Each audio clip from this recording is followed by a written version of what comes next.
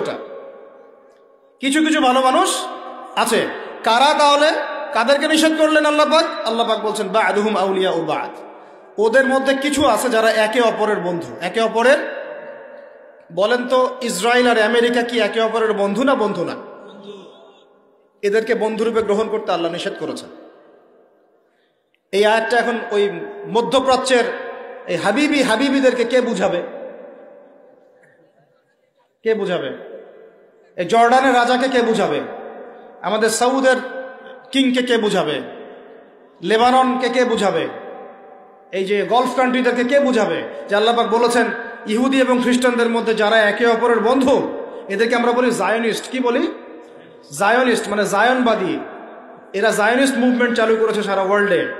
এদের উদ্দেশ্য হচ্ছে হোলি ল্যান্ডটা দখল করা, মানে ওই নীলনদ থেকে ইউফ্রেটিস পর্যন্ত দখল করে ওইখানে দাজ্জালের শাসন কায়েম করা। এটা ওদের লক্ষ্য। এই একটা লক্ষ্যেও আগাচ্ছে। এদেরকে আল্লাহ পাক বন্ধুরূপে গ্রহণ করতে নিষেধ করেছেন। এই আয়াতটা আপনি ওদেরকে কিভাবে বুঝাবেন? আল্লাহ পাক আরো বলছেন ওয়া মান ইয়াতাওয়াল্লাহুম মিনকুম, আয়াত কিন্তু শেষ হয়নি এখনো।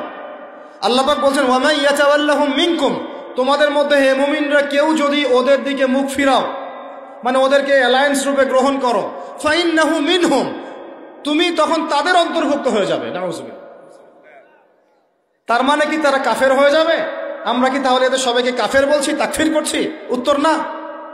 যারা বলে আমরা এদেরকে তাকফির করেছি, এরা ডাহা মিথ্যাবাদী। এরা হচ্ছে ডাহা মিথ্যাবাদী। আমরা এ ধরনের মধ্যপ্রাচ্যের শাসকদেরকে তাকফির করি নাই, আগেও করিনি, এখনো করি না, ভবিষ্যতেও ইনশাল্লাহ করবো না।